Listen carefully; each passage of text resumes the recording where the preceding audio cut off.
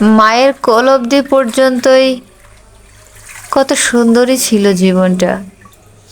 কোনো স্বপ্ন ছিল না, আশা ছিল না, জীবন নিয়ে কোনো টেনশন ছিল না। ছেলেবেলা থেকে কৈশোর, কৈশোর থেকে বড় হওয়া পর্যন্ত আস্তে আস্তে স্বপ্ন দেখা শুরু হয়।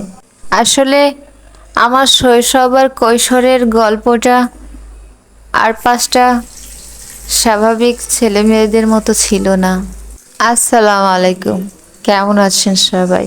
আশা করি আল্লাহর রহমতে সবাই ভালো আছেন। আমি কোনো রান্নার ভিডিও নিয়ে কথা বলবো না, কারণ রান্না মোটামুটি আমরা সবাই পারি।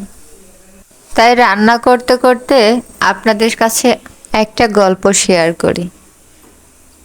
আজ থেকে প্রায় 15 বছর আগে আমার বিয়ে হয়। সে বিয়েতে আমার কখনো সম্মতি ছিল না।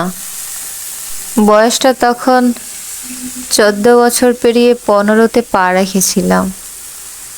কি বা বুঝি, বাবাকে খুব ভয় পেতাম, তাই মা বাবার মুখের দিকে তাকিয়ে রাজি হয়ে গেলাম। বড্ড বোকা ছিলাম আমি।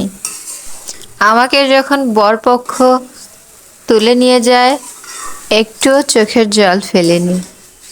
আমি বুঝতেই পারিনি যে আমার বাবার বাড়ি থেকে শ্বশুর বাড়ি আমায় নিয়ে যাওয়া হচ্ছে। আমি তফাৎটা বুঝতে পারতাম না।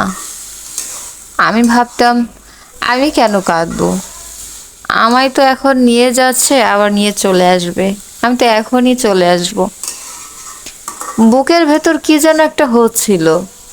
মনের মধ্যে মনে হচ্ছিল যে আমি কি যেন হারিয়ে ফেলেছি, কি যেন হারিয়ে ফেলেছি।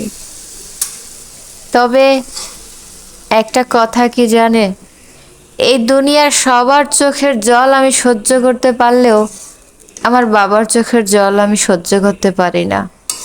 আমার বাবা যখন আমাকে বিদায় দিতে আসে, আমার বাবার চোখে আমি পানি দেখেছি, তাকে কাঁদতে দেখেছি। তার কান্না দেখে আমি কান্না শুরু করেছি। আমার তখন মনে হচ্ছিল যে বাবা কেন কাঁদে, আমি তো এখনই চলে আসব।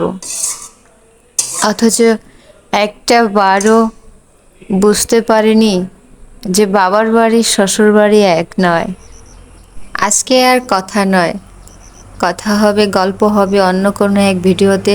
যদি আমার ভিডিওটি ভালো লেগে থাকে, অবশ্যই আমার চ্যানেলটি সাবস্ক্রাইব করে সবাই পাশে থাকবেন, লাইক করবেন, কমেন্টস করবেন। সবাই ভালো থাকবেন। আল্লাহ হাফেজ।